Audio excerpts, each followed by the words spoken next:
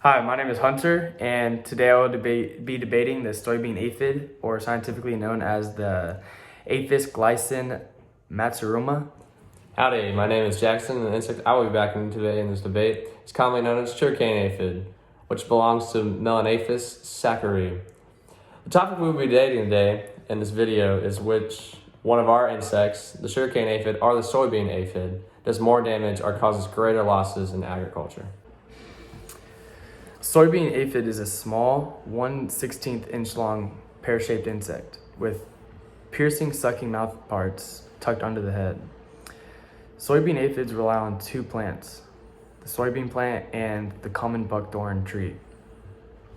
The soybean aphid spends their winter as a host on the buckthorn tree as eggs. Then in the spring, the females hatch and reproduce asexually. After a few generations on the tree, aphids develop wings and disperse into the soybean fields. The soybean aphid is originally from Eastern Asia, where it was first domesticated, and they're actually invasive in the United States and were accidentally introduced. The soybean aphid was first detected in the United States in the year 2000. The aphids spread it like a wildfire, and within 4 years of discovery, it was in 22 states and was also in Canada. Soybean aphids are usually slow moving and can usually be found on the underside of the soybean plant or the soybean leaf. Soybean aphids' mouth parts have parts that suck and damage the soybean plants by extracting the sap or the phloem, which soybean aphids, when soybean aphid populations are low, they feed on new or emerging leaves. As the growing season progresses and the population gets higher, the aphids will start to disperse throughout the plant. They'll start to attack the flower or the stem in addition to the leaves. Low levels of the infestation are basically harmless on the growth of the reproductive output. On the other hand, on large aphid populations, it can heavily stress the plants, and it can even reduce the yields up to 40%. The soybean infestations can destroy massive amounts of agriculture, which can result in major economic loss, and all the farmers will lose a ton of money. It's really devastating. All right, that was good. The sugarcane aphid is a main pest for sorghum sugarcane and affects many places worldwide, including Australia, Asia, Africa, and the Far East, and even parts of Central and South America. The sugarcane aphid are very tan to light yellow in color and can even be gray, and have morphological structures or characteristics including dark antennial tips, dark cornicles, light or color matching to what their color is, heads and feet. The main plant that the sugarcane aphid affects is sorghum, which is used mainly for food, feed, fodder, and fuel. The sugarcane aphid infests and feeds on sorghum throughout all stages of the plant's life cycle, and depending on the temperature in the region, can reach as many as 30,000 aphids on one plant and 500 per leaf. Pretty crazy. Sugarcane aphid removes xylem and sap from the leaves, reducing grain hardness and causing many different types of lesions. Plants have less photosynthetic efficiency and more stress, which results in less nutrients and weaker plants, and even can cause death to the plant. In 2014 through 2015, sugarcane aphids caused a loss of $64.53 an acre. In South Africa, grain yield losses reached 60% and almost 78%, and in RGV, Texas, almost a total of 12% of sorghum was lost due to the sugarcane aphid infestation. Annual losses reached a total of $73.56 an acre in 2014-2015, costing farmers around the world thousands of dollars. Yield losses in sorghum caused by sugarcane aphids can be as high as 78%. Very high for a crop loss. The sugarcane aphid is a top killer for agriculture, causing heavy loss and damage. Because the sugarcane aphid affects heavy amounts of crops around the world, it can be concluded that it is one of the biggest and most important pests, and massive amounts of technology, money, and time should be focused on fighting against the aphid infestation.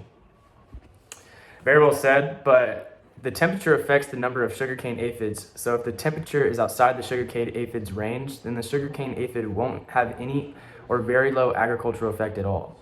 The population has to be large in numbers for the sugarcane aphid to start damaging the plants. The sugarcane aphid does not reproduce as fast as the soybean aphid either. The soybean aphid also has a wider range of temperature that it can thrive in. On many graphs and maps, it shows that The sugarcane aphid is most dominant in the colder months in the southern United States. When the warmer months, you can see a major decrease in the sugarcane aphids. The sugarcane aphid also has many natural predators. There are 9 different types of ladybugs that have been seen eating the sugarcane aphid. There are also many other types of insects that have been seen eating the sugarcane aphid. The sugarcane aphid does not spread as fast as the soybean aphid. The soybean aphid is small enough and light enough to travel on wind currents that can result in traveling 3 to 5 miles a day. So, the soybean aphid for sure gets around. Although temperature affects the sugarcane population buildup significantly, the sugarcane aphid's temperature range of 15 degrees Celsius to 34.7 degrees Celsius can be found in many regions around the world. Sugarcane aphid populations tend to increase as the temperature increases, and because of this, many places around the world are suitable for the sugarcane aphid because of their warmer months and weather. The sugarcane aphid affects Africa, Asia, Australia, and the Far East, and parts of Central and South America, which is a very vast area of regions, making the sugarcane aphid still a competitive killer of sorghum sugarcane even with its temperature range. The colder regions of the world are still affected by the sugarcane aphid because of the temperature range and reproduction rate. Although the sugarcane aphid has many predators, its larger population size sustains the sugarcane aphid, and many predators can only eat one leaf to one plant infested with the aphids, while there's hundreds of plants that are infested. So, predators don't have a huge effect on the population of the sugarcane aphid, depending on the region. The soybean aphid is also affected by natural predators. Just like the sugarcane aphid. However, insecticides play a heavy role in the population maintenance because the insecticides kills off many and heavy amounts of soybean aphids, but also heavy amounts of soybean aphids' natural enemies. Because the insecticides limit the population of the soybean aphid, its agricultural damage is limited depending on the number of aphids per plant. This makes insecticides very effective at limiting current population but also future population of soybean aphids, reducing the chances of the aphids being able to reproduce. There are also newly found hybrid soybean plants resistant to the soybean aphid, making the soybean aphid's damage further futile. Overall, the soybean aphid produces a very low and undramatic dent in the soybean agriculture industry.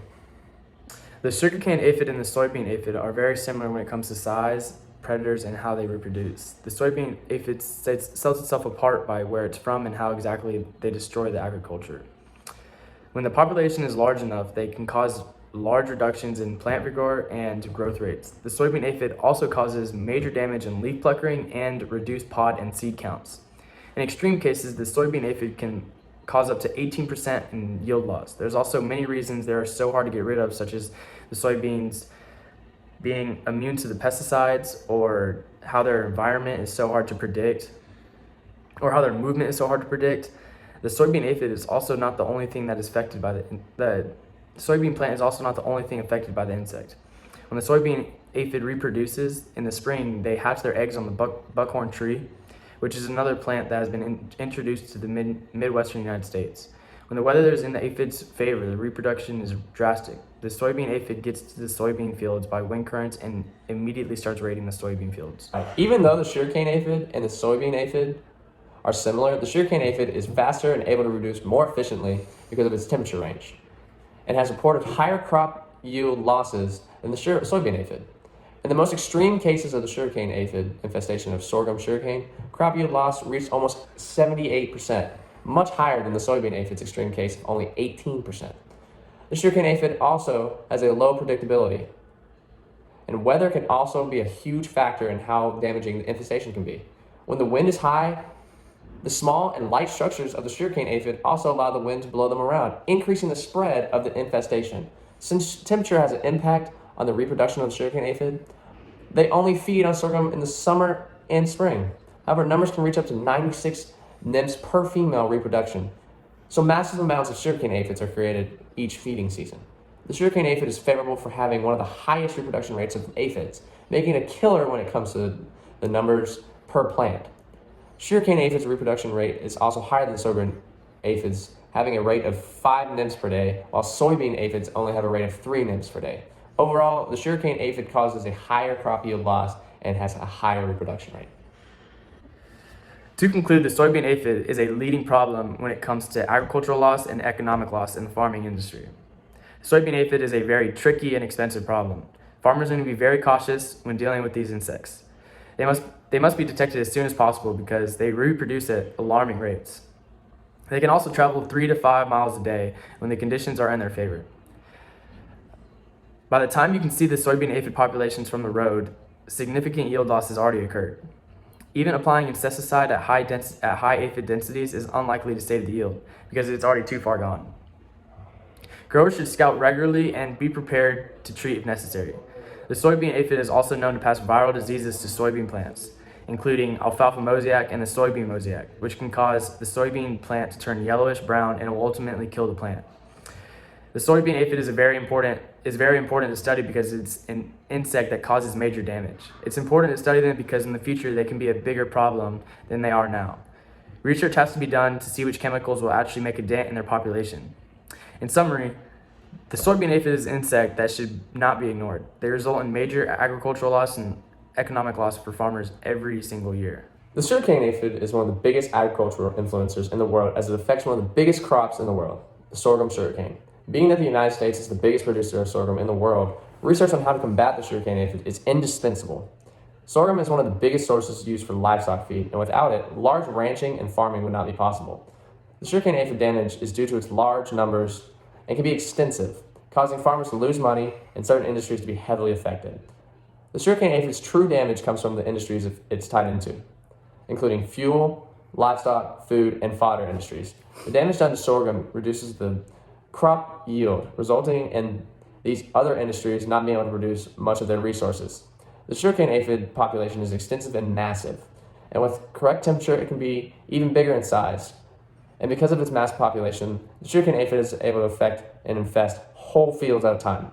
The sugarcane aphid makes such a big dent in agriculture, it has been named one of the biggest agricultural pests in the world, making them a top priority for research and study to limit their population. The sugarcane aphid is used in research to develop new strategies for insect population constraint and insecticide research, which allows researchers to develop multiple ways to control almost all insects in an agricultural sense. Sugarcane aphid does more damage than the soybean aphid as it has a higher average population, allowing for a greater impact since each insect's population correlates to how much damage it does on each plant.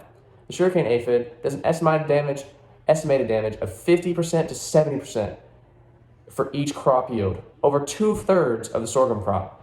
In conclusion, the sugarcane aphid is a damaging insect for agriculture and does consecutively more damage in all aspects than the soybean aphid.